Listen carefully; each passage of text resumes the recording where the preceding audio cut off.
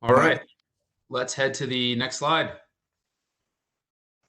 Okay, so thank you so much, Community Board 2, for hosting us today. I know that this is not a scheduled meeting, and I really, really appreciate Ralph's flexibility in allowing us to make this presentation. The project is going to be starting this summer, so we thought it would be important to let the Community Board know what's going to be going on. So today we are here to talk about the Hunts Point renovation of the library. We're super excited about this project. Obviously all of our capital projects were on hold due to the pandemic for a little while there. So we are really happy to be back in action. Let's head to the next slide. So some introductions. I'm sure you all know Pamela Cora, your branch manager at Hunts Point. She was supposed to be a big part of this presentation. Unfortunately, she had a personal matter, so she's unable to join us today. So she does send her apologies, but we do work very closely with Pam and branch staff in making sure the community is aware of what's going on with the project. And I'll talk a little bit about temporary services later. My name is Amr. I work with the Government and Community Affairs team. And I will pass it off to my colleague, Carrie, at Capitol to introduce herself. Hi, I'm Carrie Gould. I'm Director of Capital Planning at the library. I'm really excited about this project. We're going to go through a little bit of the design. You've seen most of that, and then talk about construction impacts today. I guess Wahira, I'm going to hand it off to you for introductions. Hi, everyone. Good to see you all again. Wahira Marta, Government Community Relations at EDC. My colleague, Zach, who couldn't make the call, is leading on the capital side for EDC, and we are supporting NYPL in the reconstruction of this very cool library. So good to see you all again. And I'm going to pass it over to Gail Bain.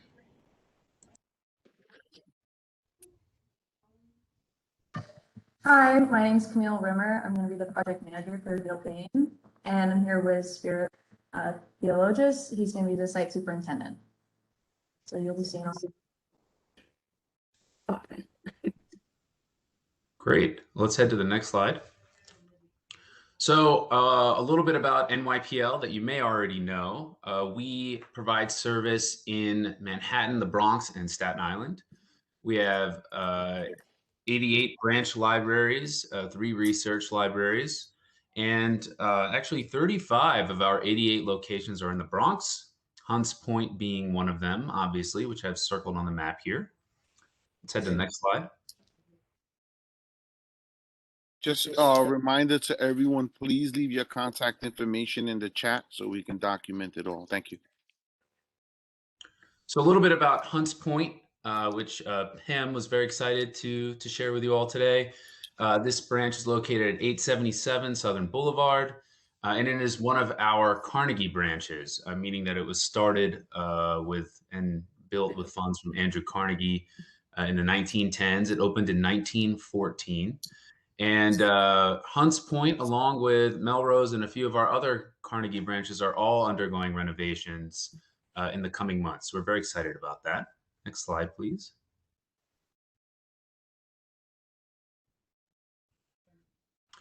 Just a little bit about some of the statistics at the branch. So in FY19, of course, that was before the siege of COVID was upon us. Hunts Point is a very popular branch. It had 93,927 visits. 73,567 is a number for circulation. Now, circulation being checkouts, any sort of material that's checked out of the library. And then 12,275 are the numbers for program attendance. And of course, our programs, I'm sure you all are very familiar with them. That's including anybody who went to Hunts Point for English as a second or other language, anybody who did computer literacy classes, any other even after school programs, whatever that may be. Now, for FY20, obviously these numbers dipped a little bit because we were completely closed from March 16th to, I think it was July 6th. It was the first week of July last year. But you'll see the numbers didn't dip that much. So 68,581 visits, 61,141 circulation, 10,660 program attendance. And so the library was, like I said, fully closed. But in July, we reopened for grab and go. And then, as you, many of you may know, we slowly, incrementally provided more and more services with computer and internet access, slowly being introduced in phase 2.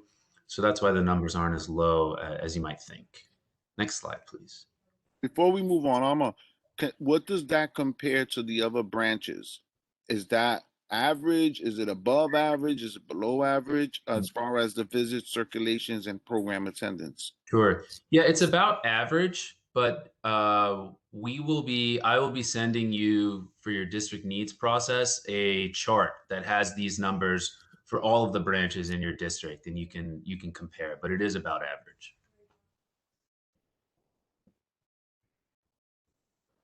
Great, Okay, thank you. Yeah, of course. And I will pass it on to my colleague Carrie at Capitol to talk more about the project. Hi, good afternoon, everybody. Listen, as we mentioned, this project is a full renovation, soup to nuts in the branch.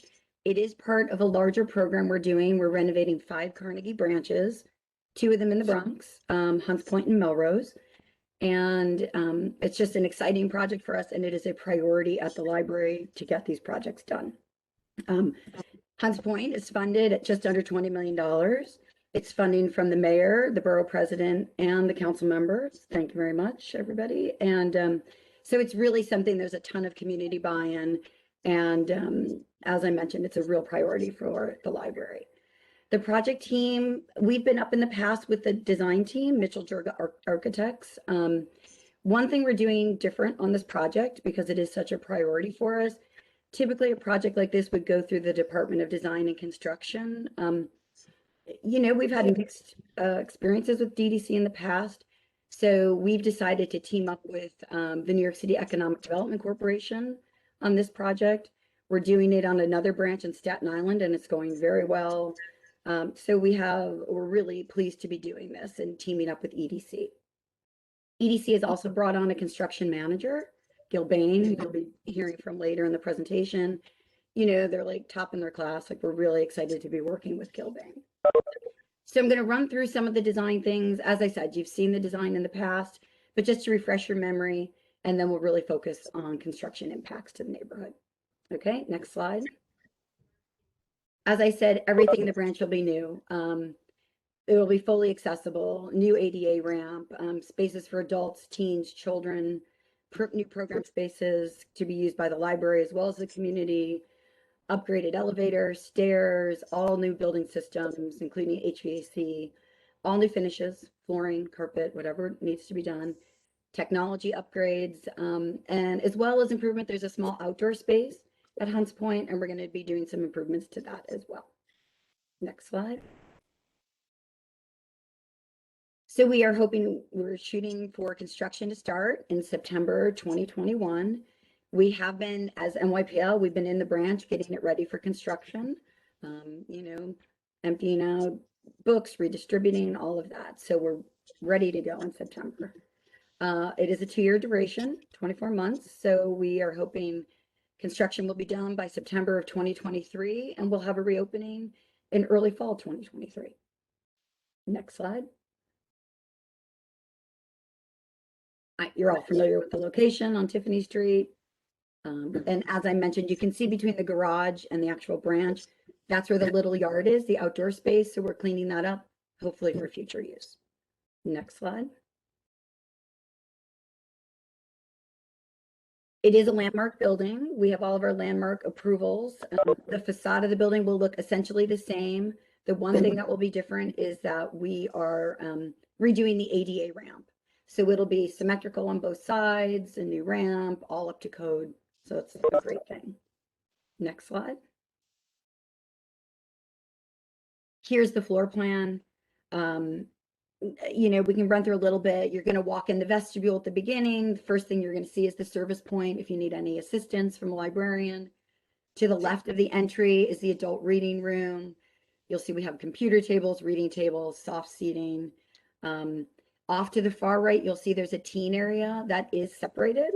You know, we like teens to be teens, not too loud, but at least to be able to talk and chat. So we're moving to this design where teen spaces actually are separated from the main reading room. And that's going to have lounge seating and hopefully just be a cool spot for teens to hang out. And then behind that, we have a small meeting space, staff spaces. There's a new toilet room on this floor, and we're also rehabbing the stairs and a new elevator. We can go to the next floor. I'm sorry, next slide, which is the next floor.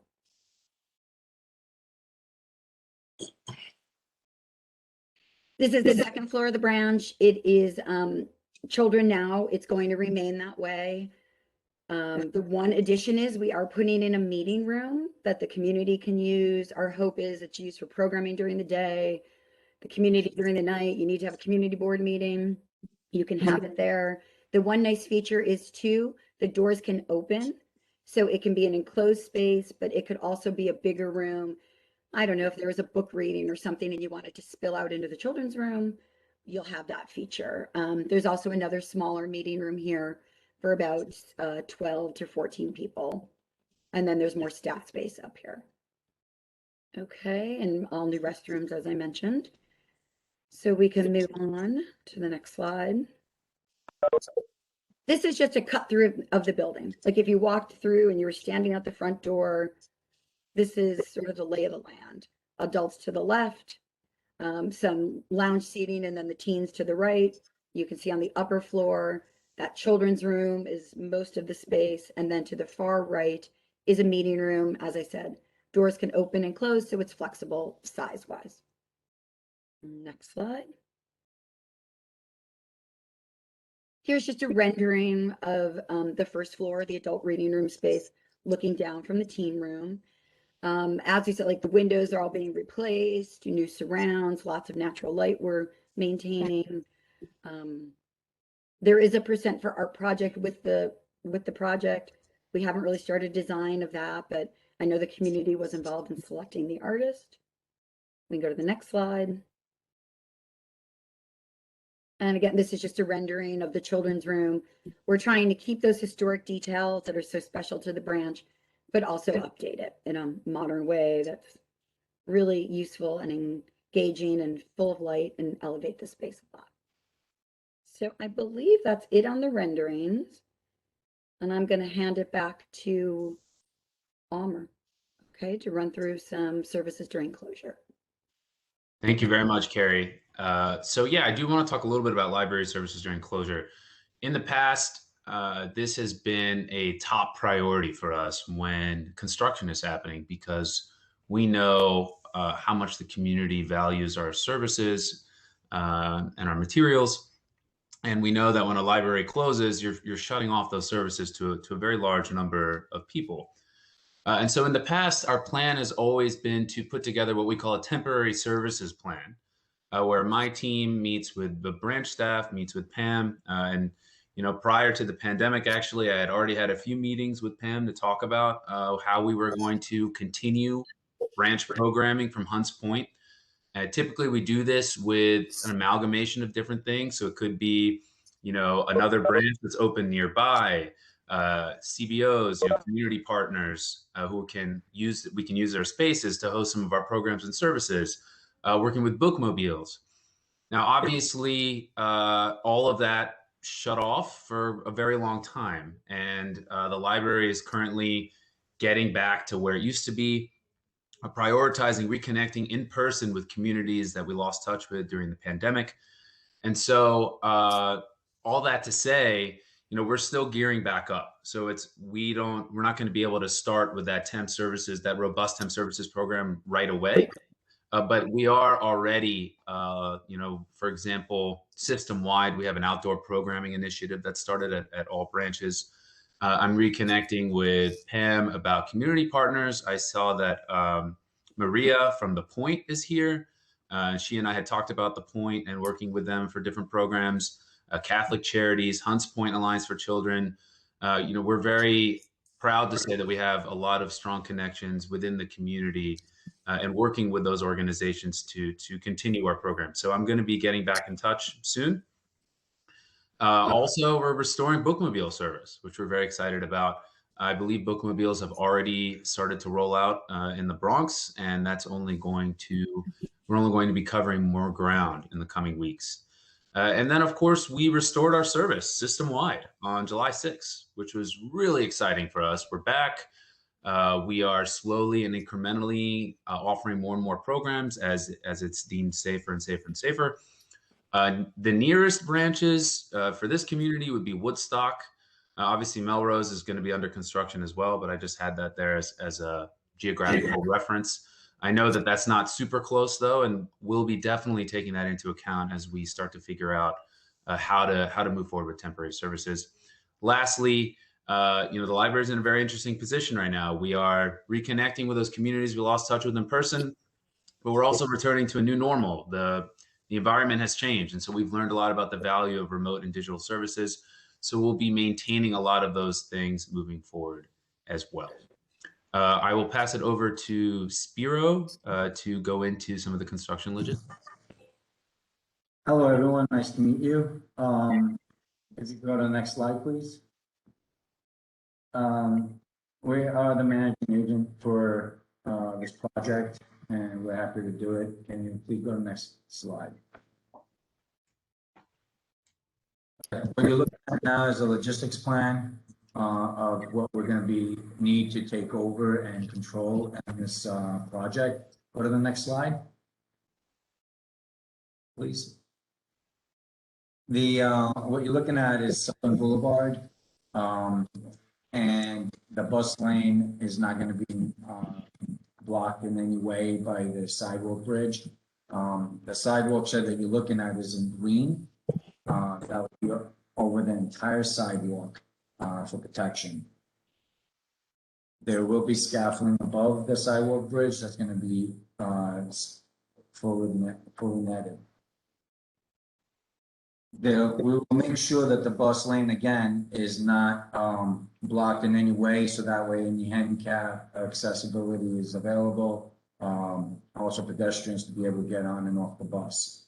To the left of that, you're going to see a gate that will be blocking off Tiffany Street. Can you go to the next slide? Tiffany Street will be closed off. Half of it will be controlled by us. Again, this is if DOT approves it, of course. We're going to need this space in order to have a crane in that location. You'll be orders, contractor trailers. There will be another sidewalk shed during the whole duration of the project. Next slide.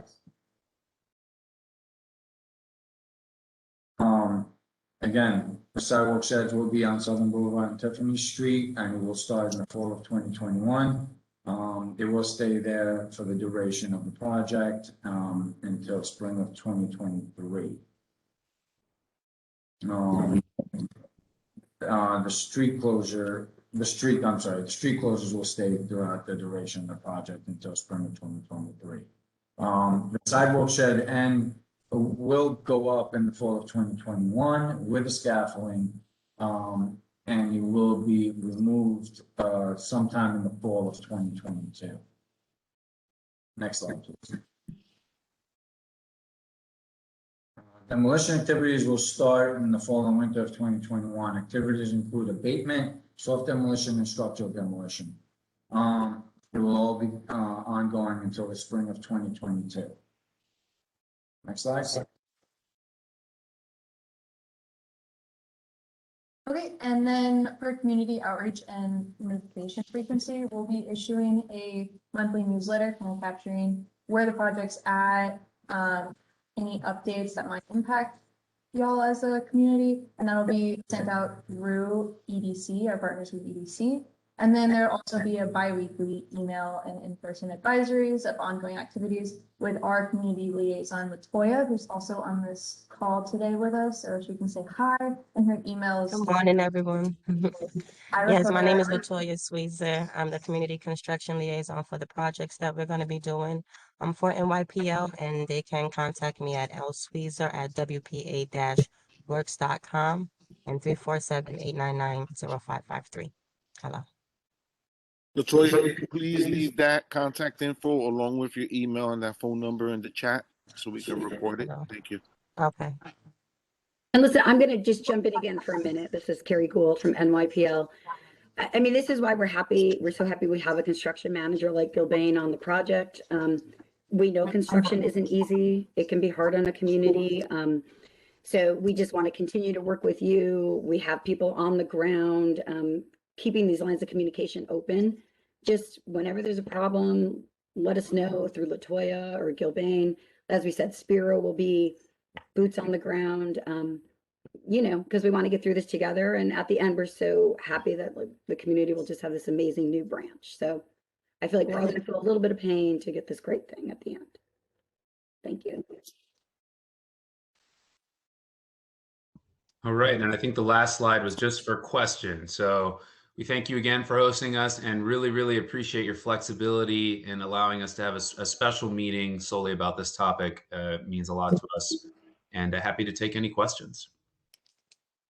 Thank you, Ahmad. Chairman Crespo has his hand raised. I'm sure we're going to have some questions here. So, Chairman Crespo. Yeah, first of all, I'm sorry that I did not welcome everybody this morning.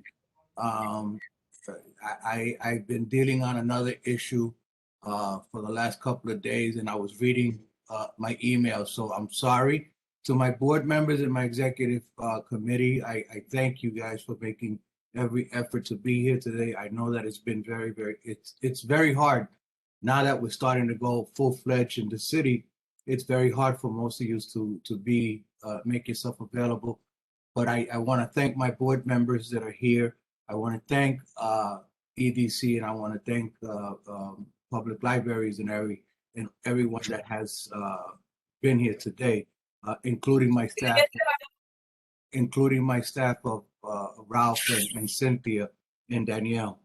I have numerous questions, but before I go into that, I'd rather have Maria, who is our chair of municipal services, if she has any questions, and then naturally I would go with Paula, and then with Larry, who is the chair of our youth committee. Julia has her hand raised, so Julia might have questions also. Okay. All right. And Julia. Okay. So, Maria.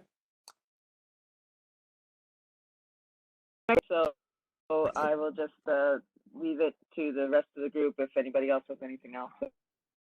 So Julia has her hand raised, Mr. Chair. Okay, Julia. Yeah, I'll be quick because I have the full one standing right here waiting for me. So they're laughing at me. So I'm trying to juggle a few things. I am the first vice Tell them they chair. have to wait. Tell them they have to wait. Come here and say hi. See, They I'm have not to kidding. They're there. I didn't do anything wrong. They're just here to assist me with something else. But anyway, I am the first vice chair, and I'm also the director of social services at St. Vincent de Paul, the nursing home. And I also run the new building, the 909 Beck. So I'm listening, and sounds a lot of great stuff. I know the kids, the teenagers, but I didn't hear anything for the seniors, and the senior population in this neighborhood is growing, and that's why I have the 4-1, because they're helping me out with activities and stuff for the seniors. So I didn't hear anything about the seniors, and I don't want to take up too much time because they also need me. Is there anything that you had planned that you did not mention in your presentation?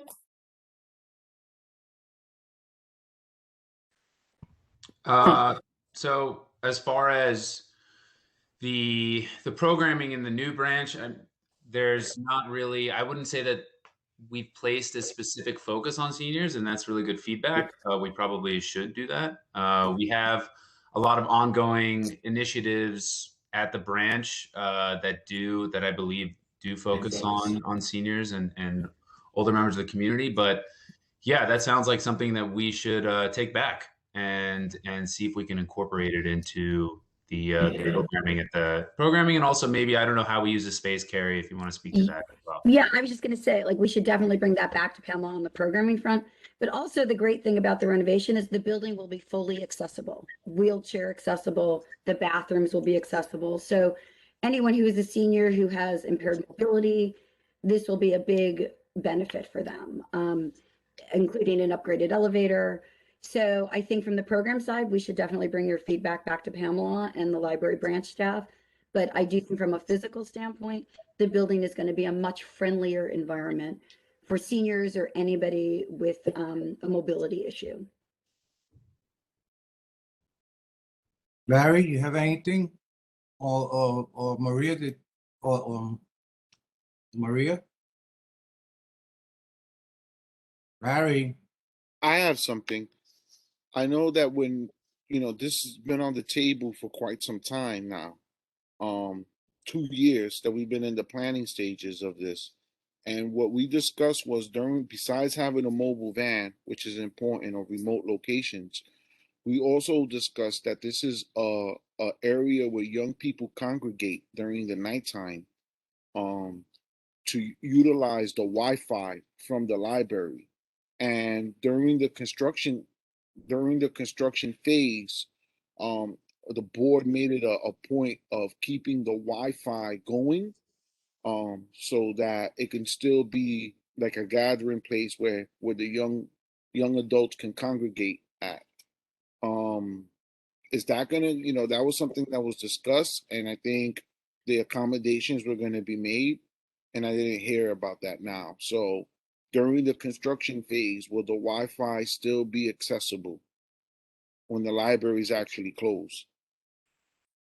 In spirit, I mean, I would say from the library standpoint, we actually turned the building over to the contractor. We cut all of our utilities. So it would be something really difficult for the library to do. I don't know if parks or any free Wi-Fi can be offered through them, but we can look into in the area any other free Wi-Fi that might be offered. It would be difficult for the library to maintain any kind of Wi-Fi or utility connection during the construction period. Um, I, I, I guess that's where I would leave it. I don't think Gilbane has anything further to add there, or Well, this was Carrie. This was a very sticking point. And I know, like I said, I know there's been 2 years on our agenda and on the plan. However, at that time, the staff from the public library knew about this, knew that this was going to be a sticking point for us. If you were to go there during the evening, you see, so we was just curious, why are all these kids hanging out at Tiffany Plaza at nighttime? And basically, they were utilizing the Wi-Fi. I know 2 years later, technologies change, and I know, in the next tomorrow, technology can change also. But this was something that the board was very adamant on having continue. So okay, no, and I definitely some, hear you. Like we have experienced this at branches throughout the network that people really are reliant on the Wi-Fi. So let me go back and see. I'll talk to RIT people. I mean, I can reach out to our partners at parks, and see what we can come up with. How is that? I mean, that's kind of the best I could do right now, but we can definitely dig in and see what we can do. I know that the library does have many initiatives right now in trying to cross the digital divide and ways we can provide Wi-Fi. So, all right, great. Maria has her okay. hand raised. Yeah, I was trying to say in the chat that the point's been working on free Wi-Fi, and if maybe we could put a note up and extend our signal to there. I don't know all of the ins and outs. Have you in contact with the people who do that on our end? That would be great because maybe it is something like that. We can do something on the outside of the perimeter of the building, or I don't know. So that would be if you can. My info is in the chat, or Amr, we can reach out and hopefully we could connect. Yeah, Maria, I'd love to follow up with you and discuss that at a greater length and see if we can loop Pam in as well. Yeah, and Gilbane should be a part of that. If you're turning everything over, and you just express how wonderful it is to have a partner like Gilbane and even EDC, I think this should be something where I think the accommodations can be made without the point having to extend their signal. If everything is already, the infrastructure is already there. There must be a way that they can relocate it in the premises in a staging area or something like that. But I'm happy to hear that you'll explore it. So V has his hand raised. Morning. Ralph, this is more directed towards you. Um, I do know that construction is going to affect the plaza area, and we do have several events planned for this year, including the Halloween parade and the Christmas events. Um, I guess we're gonna have to talk about um, an alternative location because it seems like this is going to affect those events for the next 2 years. Well, the plaza, I guess Gilbane can let us know if they're going to use the plaza for staging areas. They didn't discuss that. He mentioned putting some sort of a dumpster or something on that side, Yeah. or did I read it wrong? Well, this is Spiro. What we plan on doing is utilizing only half of that plaza, the library half. The church half, which is also part of that statue area of the plaza, that where you guys usually have your programs with your kids in the afternoons, that area will not be affected. Yeah, but when we have our Halloween My parade, concern is that the Halloween parade does okay. attract a lot of people, and it's been growing, over the past few years, and it's expected to make a big comeback this year. So I am a little concerned about, it being a lot of people in one area and there's a lot of heavy equipment or, Everything will be, things that, yeah, we're planning on everything will be fenced off and secure. So nobody will have access into that space.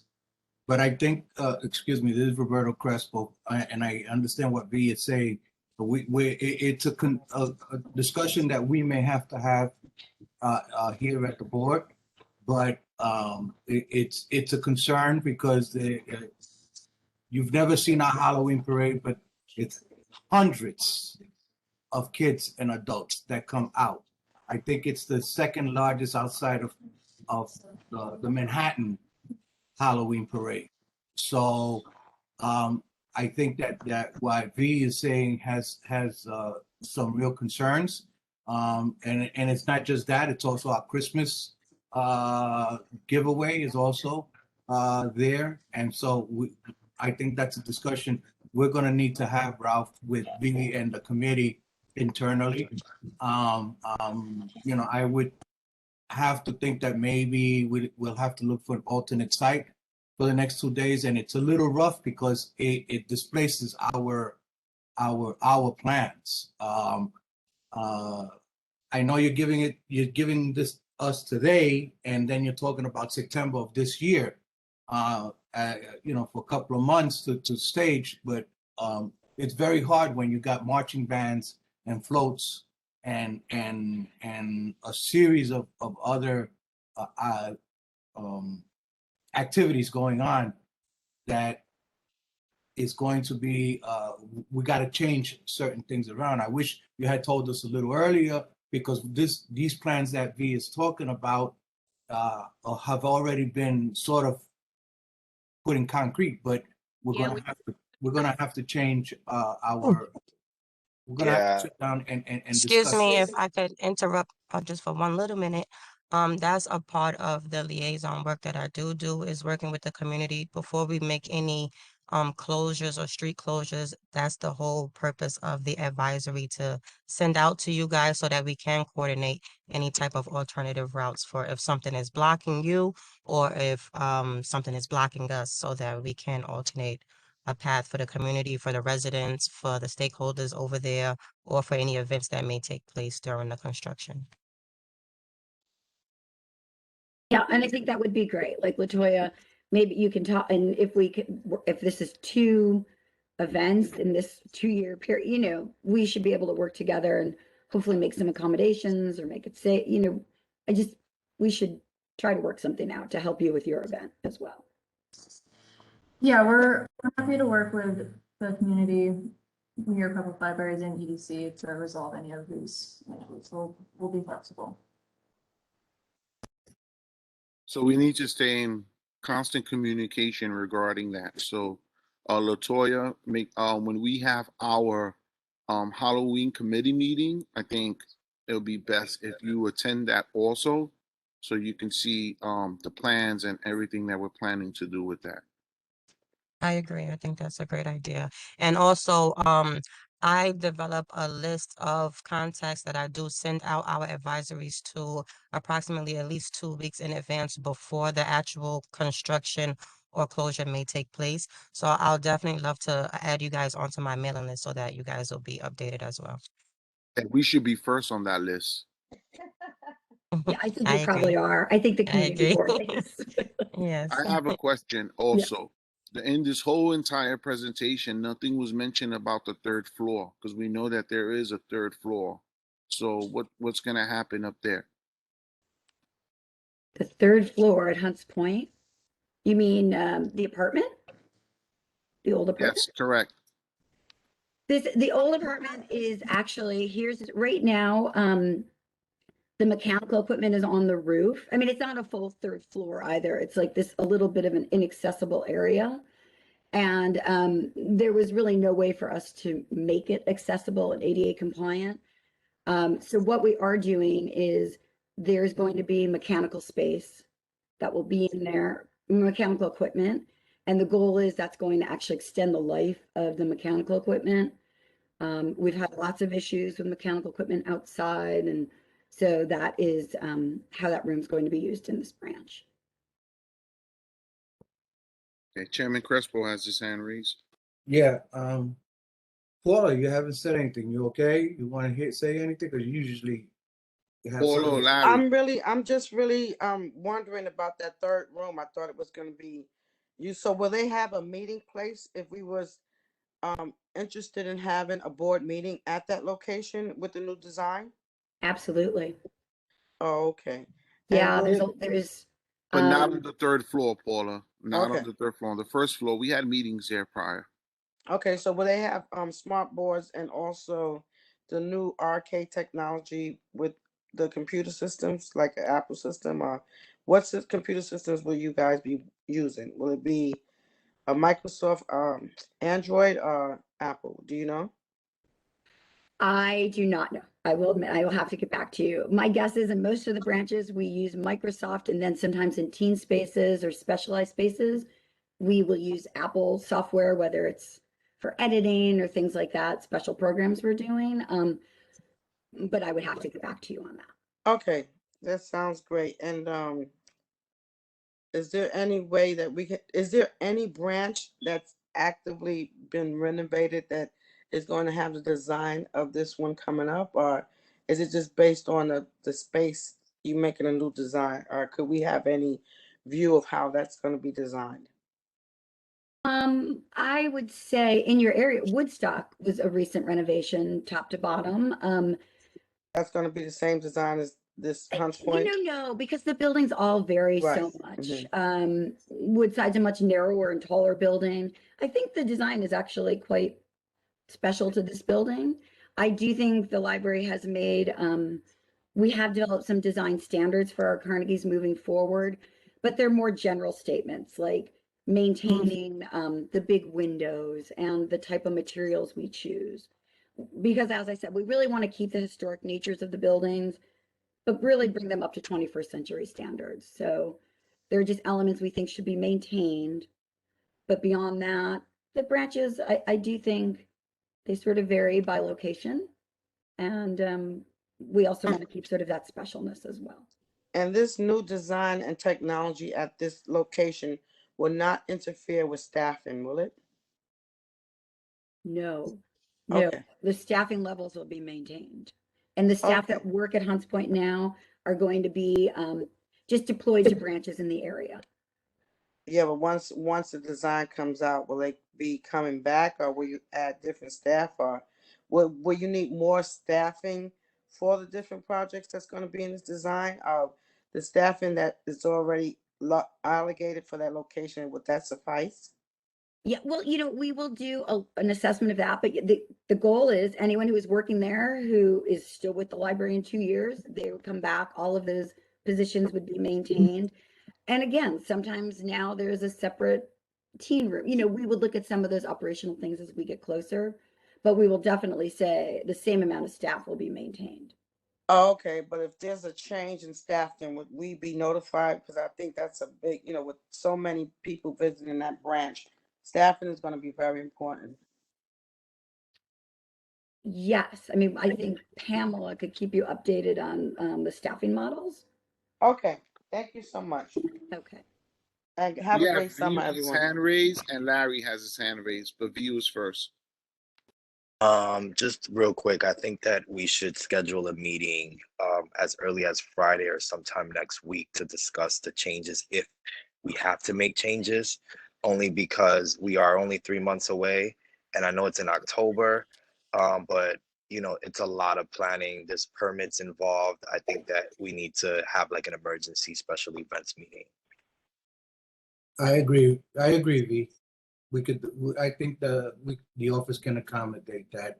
The thing is, hope that we can have all your principals available. That's the only thing that I'm concerned. Your committee members, as well as any of the other volunteers that we have.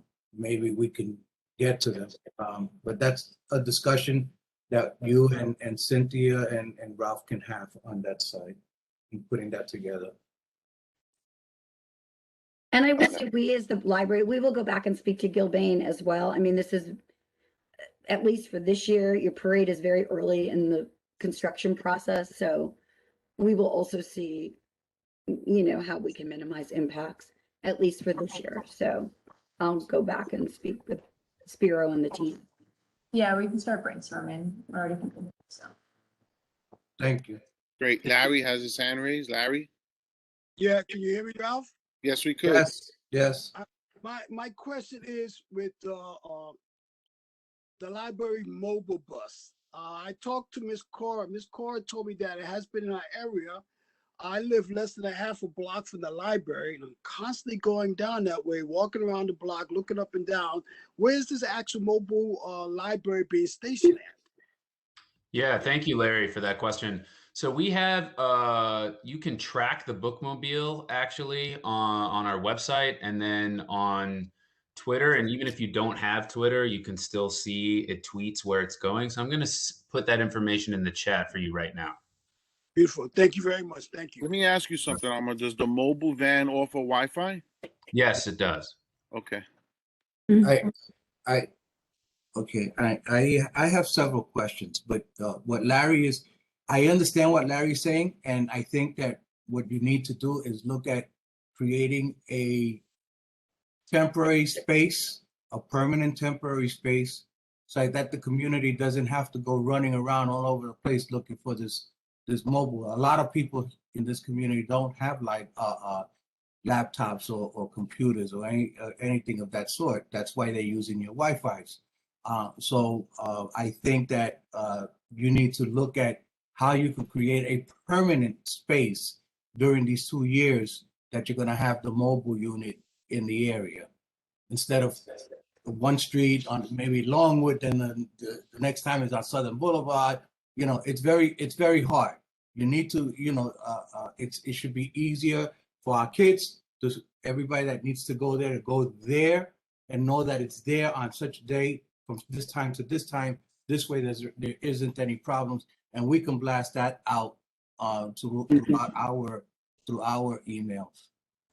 Yeah, look, I completely agree with you. I mean, I wish we could do that for all of our projects because you're 100% right. We don't really have the resources to make a temporary space for each of our projects. But I am going to run that back also because I know this is exactly what you said. I fully agree with you. And I do want to make sure that we have as robust a temporary services plan as possible with the nearby CBOs. Like I said, we're still kind of getting on our feet right now, but you know, we're going to do as much as we possibly can. This has always been a priority for our team. And I see that you're discussing things with HPAC and the Point and some of the other organizations on the Hunts Point side. But we do need some communications with over on the Longwood side because this is, you know, the Bruckner is the dividing line, and people from Hunts Point, it's easy for them to get to the locations you're talking about, but it's very hard for the people on the Longwood side to get over to those sides. So you need to look at some of the Hunts Point, some of the Longwood area, and I think Ralph might be able to help you on that. If not, we did ask that you talk with one of our management companies, and my understanding is that they were asking for too much money to make a temporary library for 2 years. But something has to be done for the Longwood community on this side, because a lot of the kids that go to your library come out from this side. They come from St. Athanasius school, and the kids from PS 48 that's in the Hunts Point area can go to the Point or HPAC and stuff like that. So I'm just thinking of convenience for the community on that side. Yeah, I totally understand it. And to Pam's credit, she has mentioned that community and the negative effect of the Bruckner a few times. So I do know that she's aware of that, and I will be relying on her quite a bit when talking about putting together services and making sure those services are equitable. Thank you. You talked.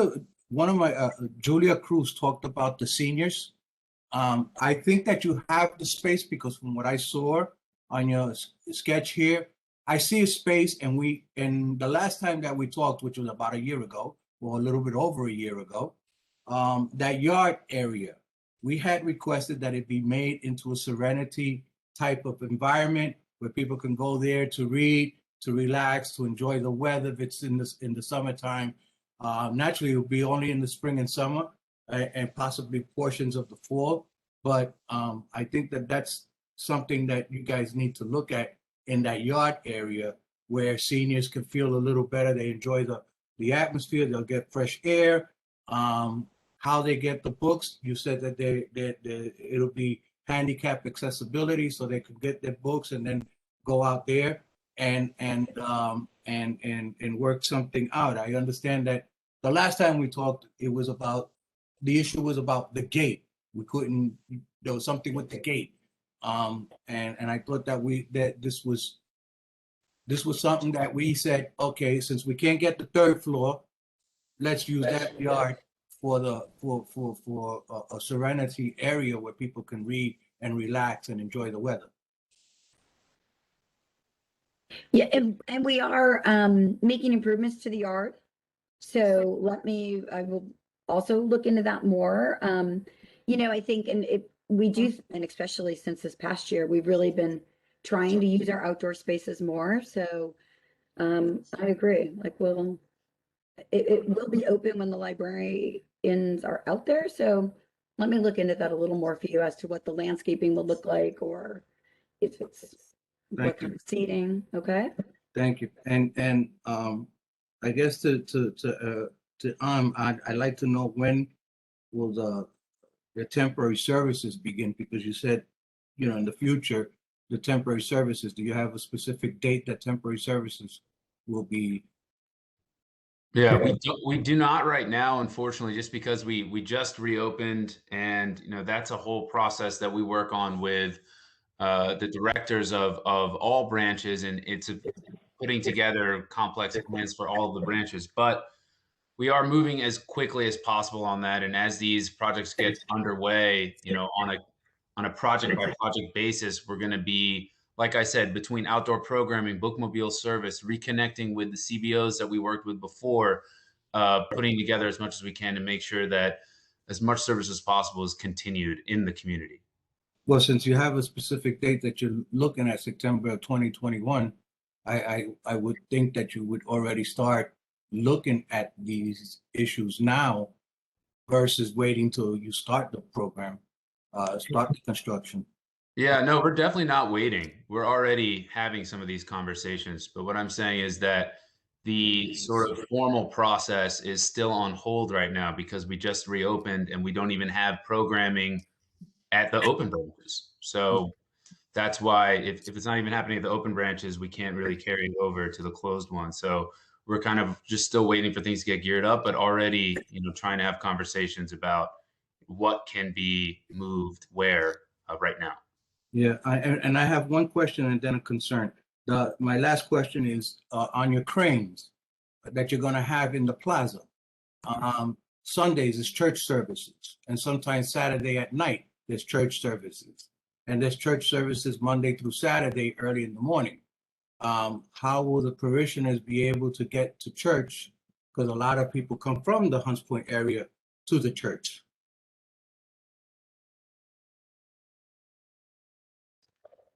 Yeah, I can answer that. The crane is not gonna be there full time. The only time we're gonna need the crane is when we're lifting equipment up to the roof. And we're doing some steel erection. The crane is only there for logistics reasons to show where we would be putting the crane when we need it. But aren't you going to be opening up the ground to upgrade the electricity of the building? On that side of the building, we are, but we're only opening up some of the street. And when we do that, most of the scaffolding and everything will be down. I would hope that you would look at that. My concern becomes that Woodstock, and I keep hearing Woodstock. Woodstock is an unacceptable alternative to this community. It's approximately 2.5 miles to 3 miles away from your present location, and people will need to walk or drive there or ride a bike out there. You're talking about crossing over the seven corners, which is Prospect, Westchester, that whole area to get to Woodstock. It's not a convenient area for this community. That's why I'm talking about the temporary services to be in place by September of 2021. This way we don't have to go through all of that traffic, parents having to cross their kids. You need to look at that little intersection to see that how much traffic comes through there on the course of the day. And so you need to scratch, I think, Woodstock out of your plan, because if you're talking about Woodstock, as much as, I mean, unless it's a dire emergency, I don't see too many of our children or parents or people that use the library going all the way down to Woodstock. Sure, I completely understand that. And yeah, like I said, we're going to move forward as quickly as possible, but we don't even have programming happening right now. But again, I'll be getting stuff in place as soon as I can. And I'm going to follow up with Pamela, of course, to discuss this with her too.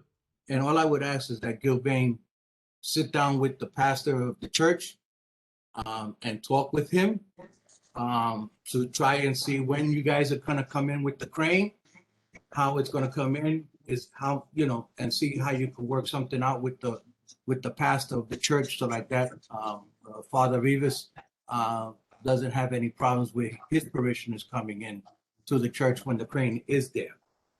We've been in full communication with the pastor and have described to him what work is going to be done and how we're going to be utilizing that Tiffany Street.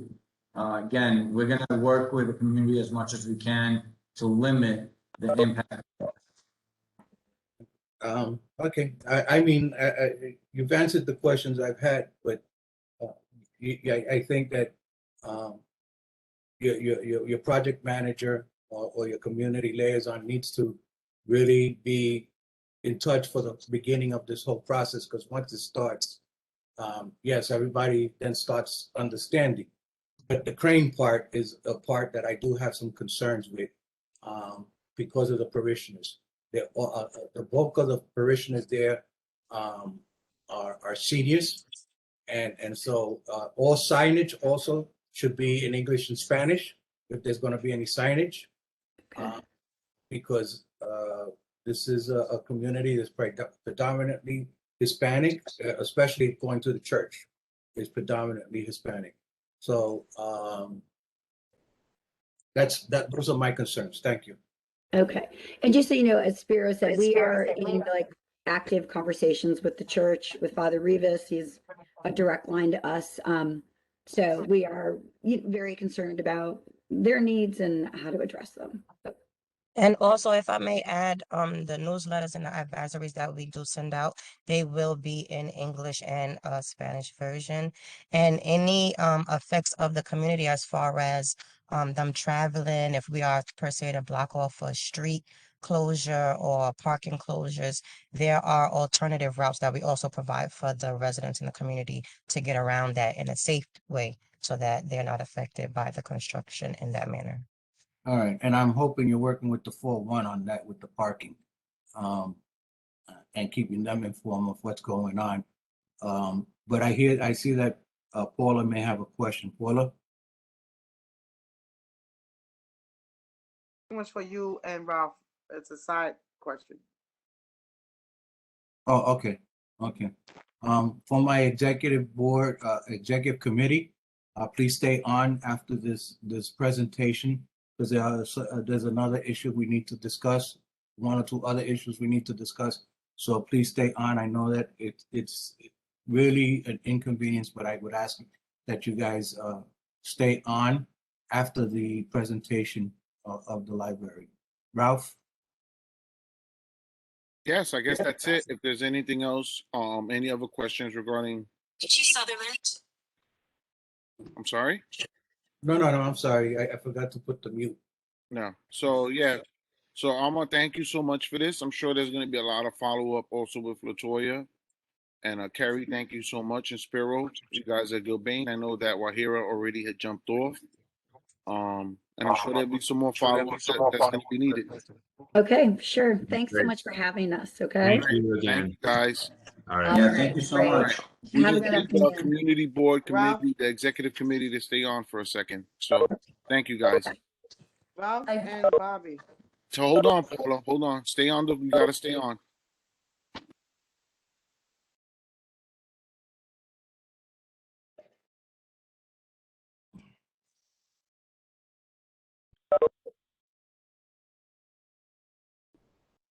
Okay. Is everybody still on?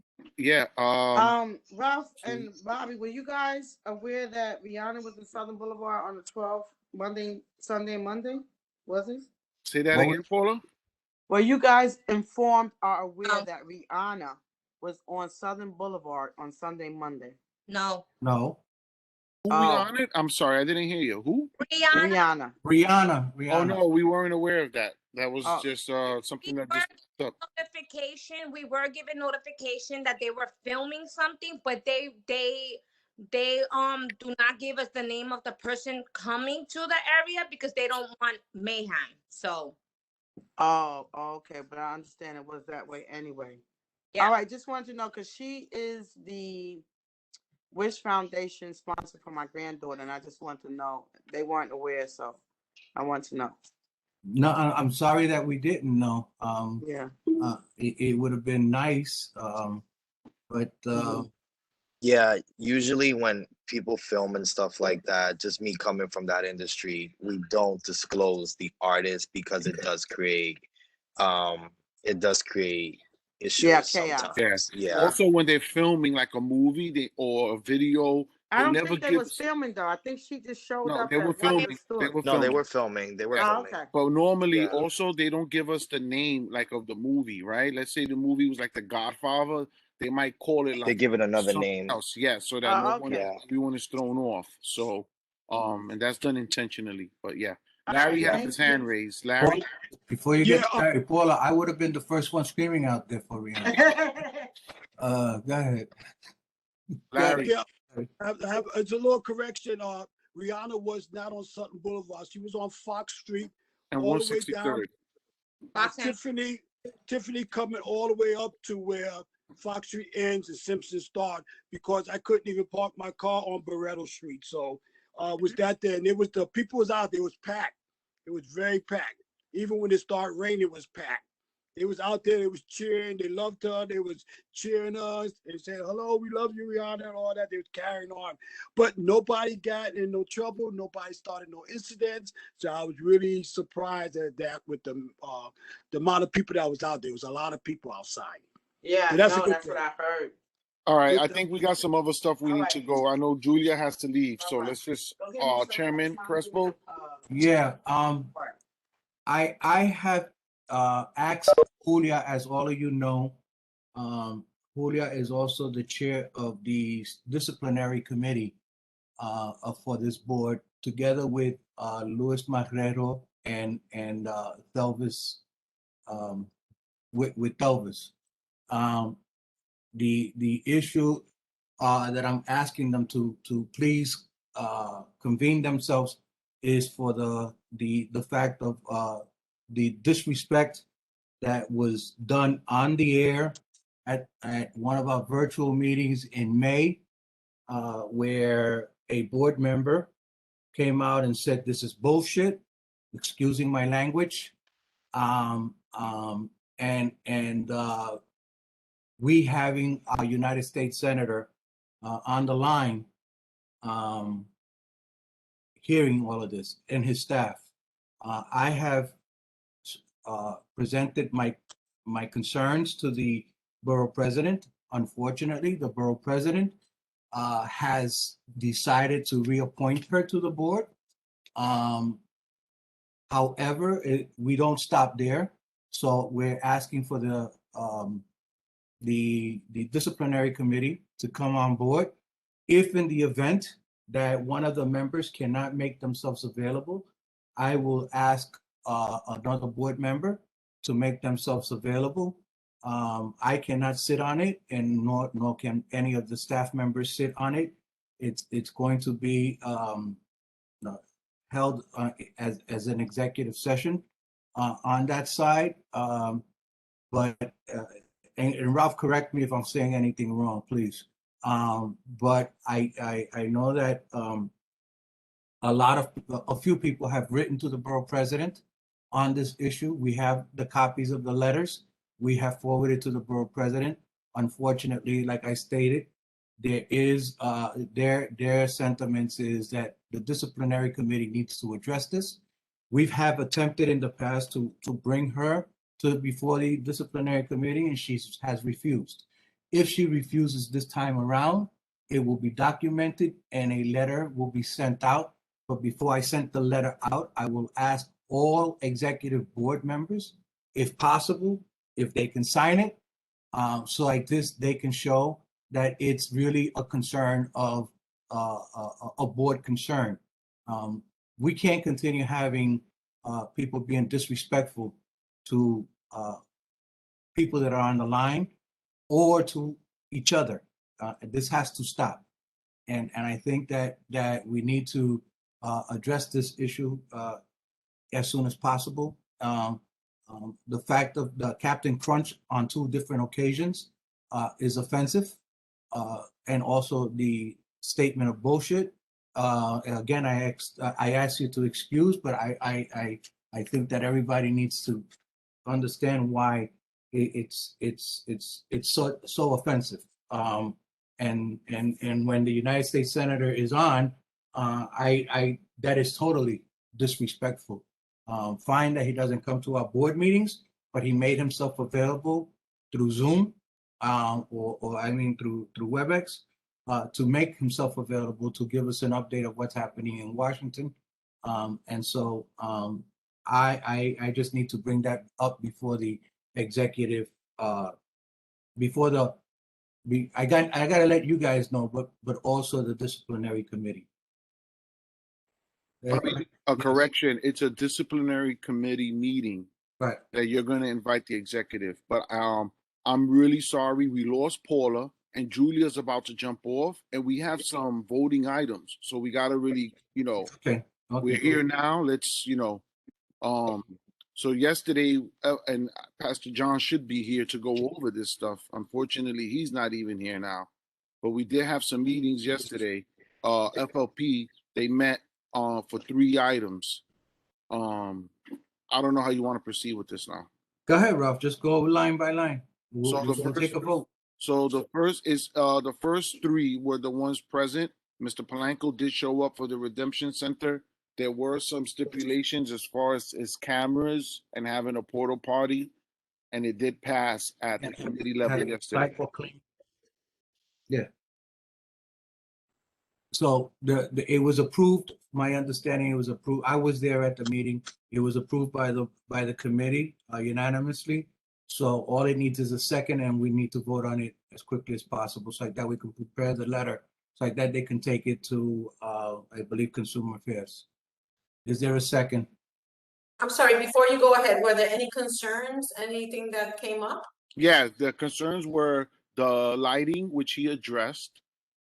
As far as how he's gonna keep vehicles and pedestrian traffic, that was brought up. And then the camera system is just an empty lot. There's no buildings there. Sergeant Guglielmo was present. He had did a site visit. He had no concerns. He agrees the way the camera system is going to be set up. The concerns were double park cars, like people trying to get in because there are other businesses on Bryan Avenue. And he's gonna have security out in the front doing traffic control if necessary, if it ever gets to that, if it escalates to that point where there's a lot of volume going on there. So all these concerns were addressed, and the committee did pass it yesterday, Julia. Okay, so if there's nobody else with any questions, I'll second it. Thank you, Julia. Is there any questions, any further questions on this issue? Not hearing none. Is there, and we'll do it the way we've been doing all the virtual votes. Is there anyone opposed to this resolution?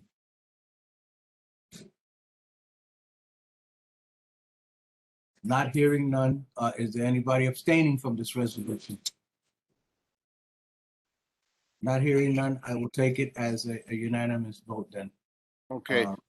Moving on, the next item was 1390 Randall. It's a new business there. Been there about 3 months.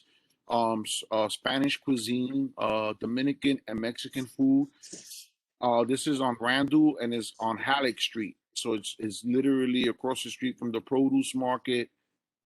He's going to be open on the overnight hours, catering to the workers that are coming out of the businesses there.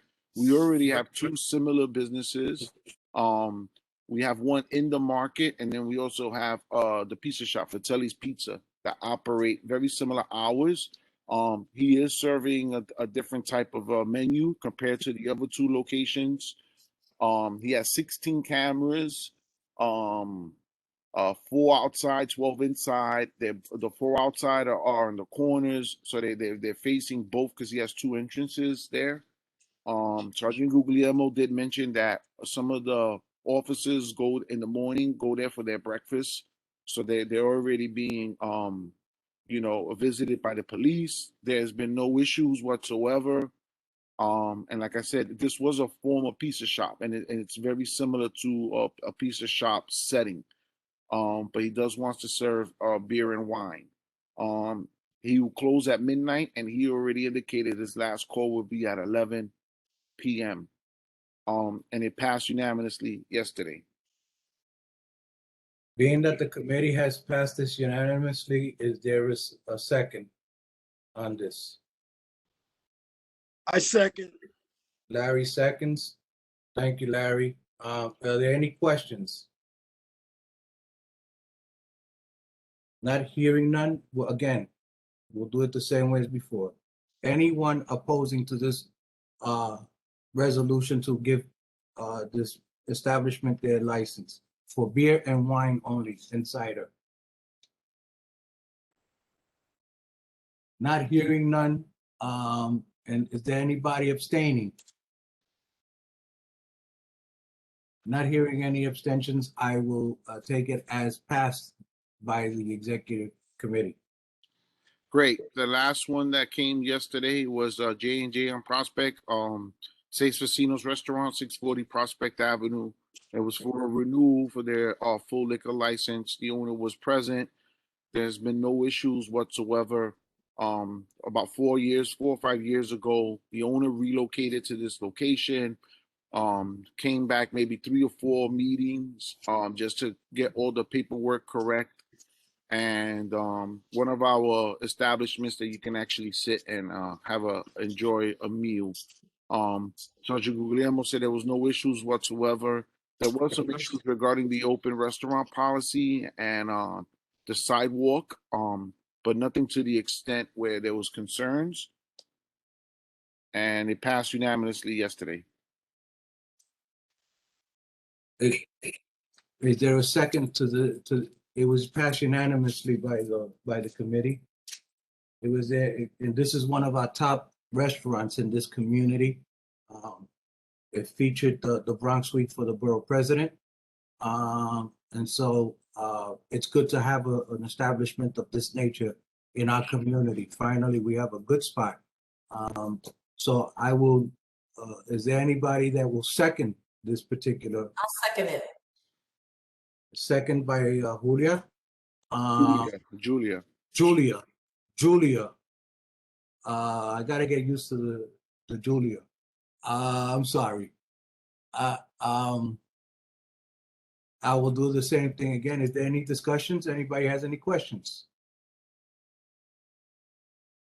Not hearing none, I will take it, since it was already second. Anybody opposing this particular resolution? Abstaining. Anybody abstaining from this resolution? Not hearing none, the resolution, I will take it that unanimously by the executive board. Anything else, Ralph? Yes, number 4, 1318 Lafayette Avenue, Route 55 restaurant. They already have a beer and wine, and they're looking to get a full liquor license. They did not show up, and the committee chair tabled this to September. So there was really no major issues there. We'll reach out to them in September and invite them again. And then on this agenda is what Pedro Ruiz that we did mention in the old business as far as looking at this place at 788 Southern Boulevard, but from our understanding, it's already been rented out. So he's not, that's not going to be a restaurant. So we just mentioned that on the old business, and that was it for yesterday. So I will follow up with Mr. Polanco and Mr. Ringo Gomez from 1390 Randall Avenue, and I will follow up regarding 640 Prospect with the State Liquor Authority. That's about it for this. So thank you so much. We still have things. We have the 2 committee applications. Yes, we have a couple other things. We have 2. Oh, I'm sorry, Cynthia. Go ahead. No. I wanted to make sure you weren't gonna run out. We do, Mr. Chairman. We did receive 2 applications for people to join committees, and since there's no committees meeting now, I think that would fall under. I have requested in June that we have an executive meeting either late August or very early September, just so that we can all catch base. In theory, technically, this will be the last board meeting right now. And I know that we need to have some committee meetings for the back to school and the Halloween. But I don't think those are going to require voting items. But all committee applications go through the chairman. Is at the chairman's discretion. But I just wanted to make sure that you guys were aware of that. What else, Cynthia?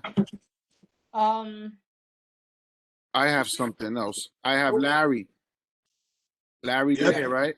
Larry wants to talk about his flyer for the back to school event. Larry has been wanting a final draft. And this is what the office had came up with as far as the logos of sponsors. So on top, you can see it's the council member, the PAL, our logo, the Fulton Fish Market, and Baldor. So there has been flyers circulating in the community that did not go through this body. I don't know how those flyers came about. I asked Larry. Larry doesn't know how those flyers came about. So we just wanted to make sure that the blessing was given now from this committee on this flyer that you're seeing now. And if there's any concerns with it. Are there any concerns out there? I have no concern. The people that are on the flyers is the people I wanted. I wanted Councilman Salamanca, the PAL, which has been behind us, Community Board 2 that has supported us, the Fish Market, and definitely Baldor. Well, Larry, it's not that Community Board 2 supported you. It is a Community Board 2 event. So okay. That's correct. I'm sorry. I said it wrong. I presented it wrong. I'm sorry. That's okay, Larry. It's okay. So are there any issues? If not, then uh Cynthia or Danielle, y'all can forward this flyer to Larry, and Larry can start distributing it, emailing it. I don't know about actually posting it up just yet. We're still.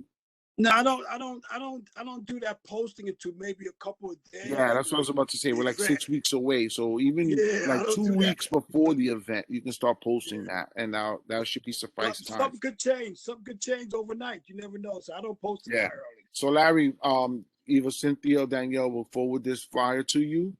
And this Thank is you. the one that you guys are agreeing to. Cynthia, what else do we have? Do you want me to just go down? Because I know we're pressed for time right now. Yeah, go down. Just go down the list. All right, so hold on. Let me find this list. Follow-ups. So we do have a lot of illegal dumping that's happening. And we're going to be following up with I actually discussed this with the council member. He's having a meeting with the higher ups of sanitation. He is going to do a walkthrough, and I'm going to kindly ask him to invite at least myself for this walkthrough. What else is on here? So email from Derek Perkison regarding PPEs. I don't know what that means. There's this. He's offering to give PPEs, but I don't know where he's from. Yeah, that's I fine. Let's disregard that then. okay. Anything regarding DOT Westchester and 165th and Fox? No, they did send out I had asked about their final design because we did approve it, but I don't know if we approved the final design. So I'm waiting to hear back from DOT regarding that. Ms. Doreen Dent with the USPS issues, I think that was resolved. I'm not sure. We have not heard back from her. Bronx Works regarding their lease on Manida. So that came up at a meeting. Sandra De Jesus brought it up.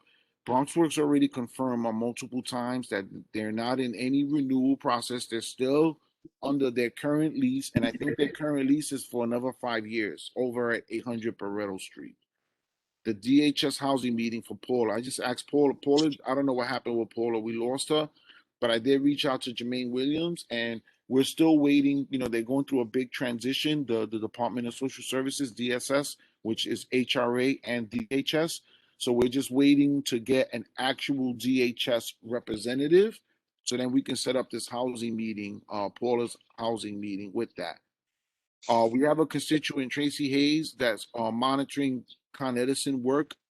Con Edison has been very responsive. This is over on Phil and Lafayette and Bryant and Lafayette. And it was just a lot of work related to the heat that we had 2 weeks ago. So I have not heard anything back from Tracy Hayes, so we're good with that. We have an Andrew Fischetti from Club Diamond, also looking to participate with the board in events and be a participant. So Copenhagen is also known as Club Diamond, yeah, Club W, the wedge. All right. So that's something that That is something that, Ralph, that the executive committee will have to discuss when we come back in September, in August. I got my personal feelings behind it, and I don't want it portrayed. But we need to see what kind of operation they're having right now. Yeah. Okay. Fair enough.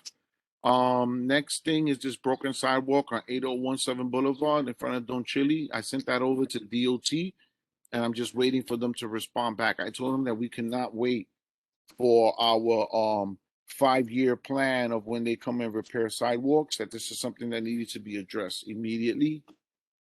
The cleanup under the Bruckner. So I know that the council member is also meeting with state DOT regarding the construction, the traffic, and the garbage and the debris.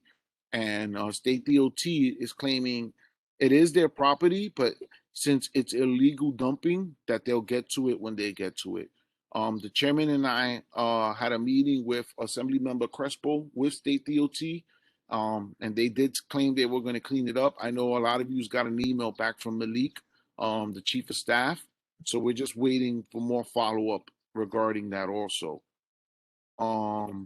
There's an email that we received. There was a fire on Costa Street, 719 Costa Street.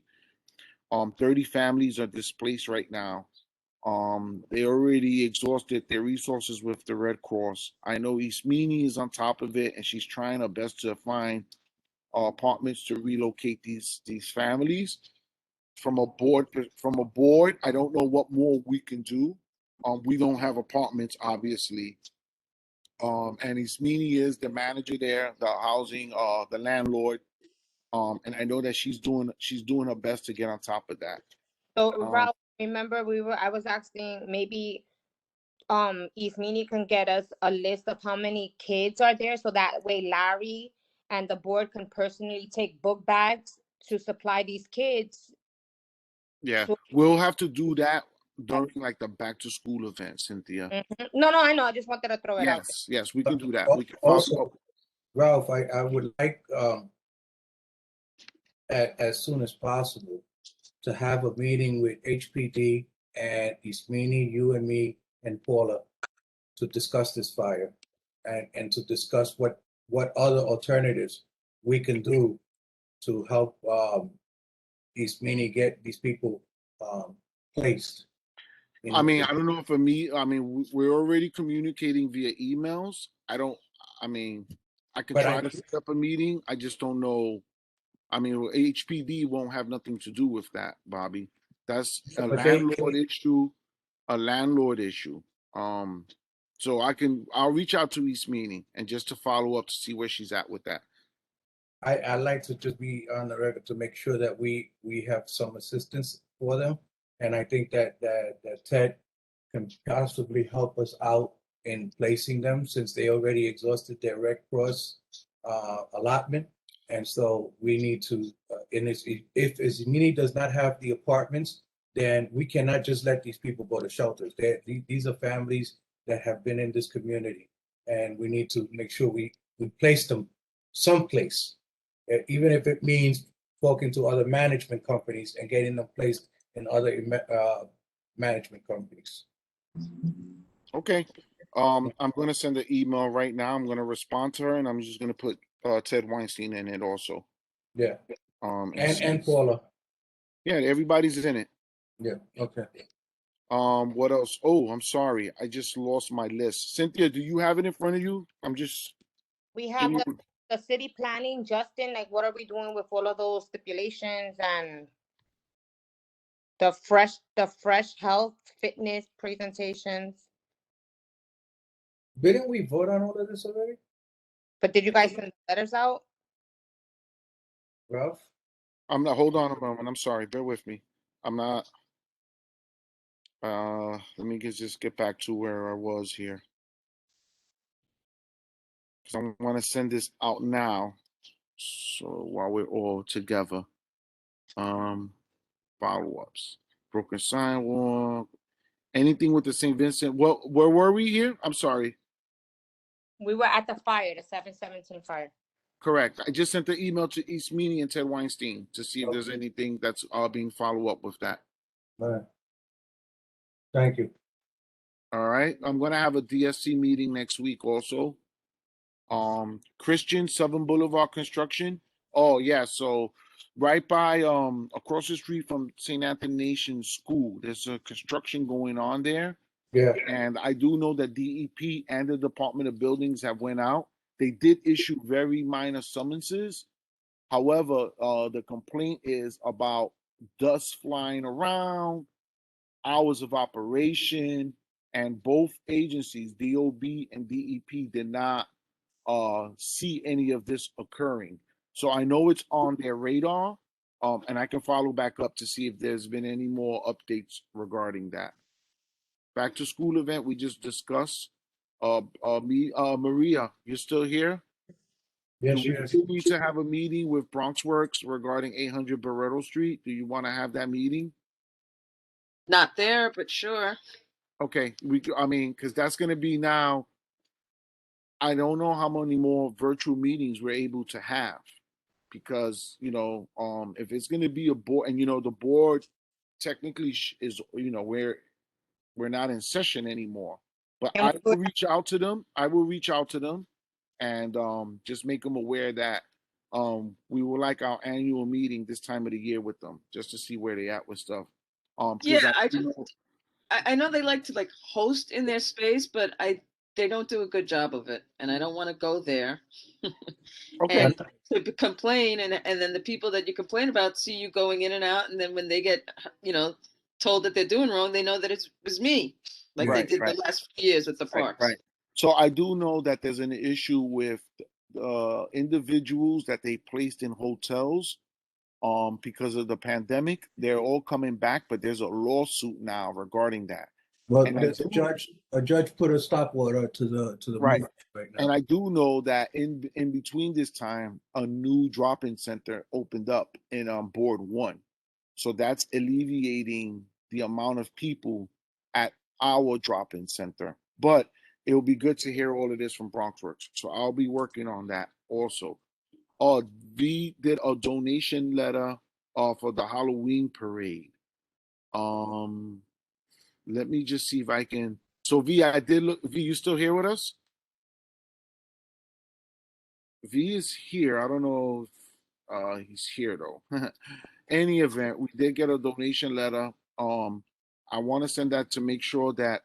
Here, I'm sorry, my phone didn't want to unmute me for Yeah, some reason. V. So you sent that to Cynthia and me. Let me just make sure that we got to make sure that Paula sees this letter also.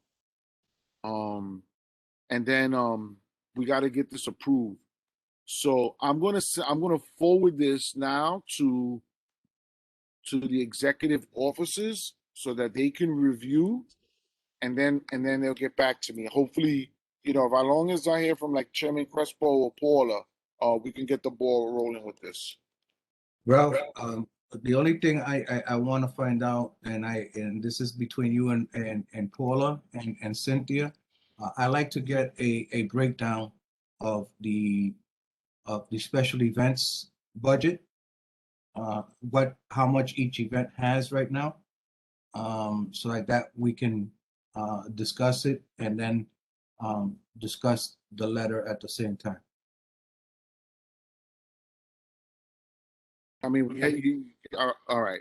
What are you looking to do? How are you looking to do that, Bobby? I want feedback to see how much money, the special event money we have, and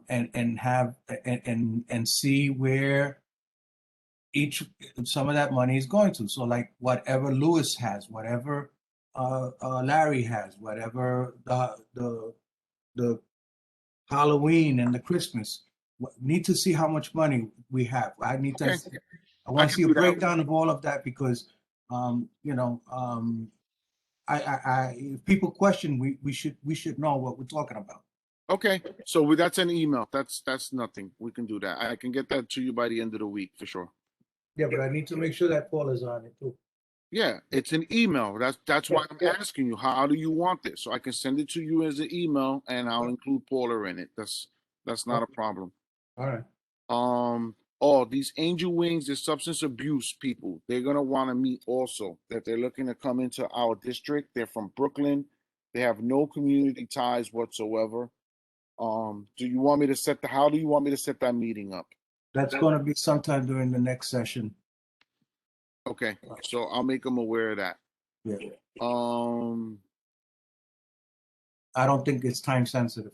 yeah. So we have some street permits also that are coming up. We're having some events. They're both on the Hunts Point side. So Cynthia and myself are following up with Sokola regarding that. We just went over the committee membership, Mr. Keith Johnson and Jose Polanco. Infante. I'm sorry? Infante as well. Remember that yes. The owner of La Finca is looking to also be on the committee. And that's about it. Cynthia, is there anything else? I see you have the selected bus service, and I did respond to that. I guess that's it for the follow-ups for now. Is there anything else, Cynthia? No, that's it. We have just one street activity permit for July, and I'm waiting to see what the precinct thinks about it before we throw it on the table. Before we approve it. Yeah, okay. Mhm. That's the one on the 31st at the Hunts Point Playground, correct? Yes, Okay. but other than that, yeah, nope, that's it. Nothing. All right. If there's nothing else on the agenda, nothing else that needs to be discussed, I want to thank everybody that stayed on. Um, like I said, I know that this has been, today was a hard day. A lot of people went back to work and so, but understand that we will be gradually, by the month of September, having face-to-face committee meetings. We will not be having any virtual meetings unless we are told differently. We're trying to see about the full board because there's a lot of community boards right now that feel that virtually is better with the full board meeting, only because they are getting a much greater response on the virtual meetings. So we'll see what the borough president and the mayor decides on that side. Other than that, other than that, I would, yeah, please post. Other than that, there's nothing else I can say other than to take in a motion to adjourn. Wait, I'm sorry. I just one thing. So yesterday, I took the tablecloth, our community board tablecloth, to the meeting, and when we took it out, it was very dirty. So I took it to the dry cleaners. So because we can't wash that Okay. regularly, so I took it to the dry cleaners, and I have the bill, so I'll All right. take it to the office. And All right. I think we should have.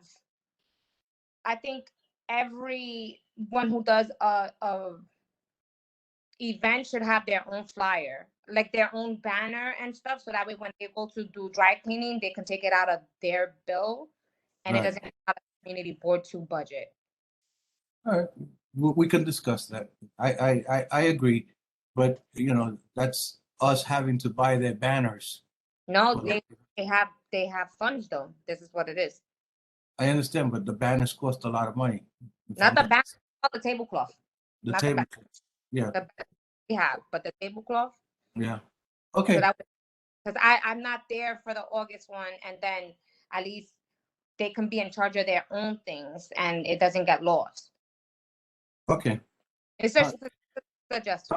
Ralph, you just gotta remind me, please. Okay. That's not a problem. And Cynthia, thank you for bringing that up here now because you're right. Those expenses should, technically should come out of for the events. So Mhm. whatever purchasing the banners, purchasing anything should come out of their expense. And part of it is maintaining it, right? So we got to clean it. We got to get it clean. It should all be out of their expense. Yes. All right, I'll take a motion to adjourn now. Take a Motion motion. to adjourn. I like to make that motion. Thank you, Larry. So there's a motion. All those in favor say aye. Thank you. See you guys during the summer. Take care and be safe. Ralph, don't forget to copy the chat. Ralph. Yeah, I'm doing it right now. I'm sorry, Sen. I'm sending it to you right now. You get me nervous. Okay. Take care. Thank you, everybody.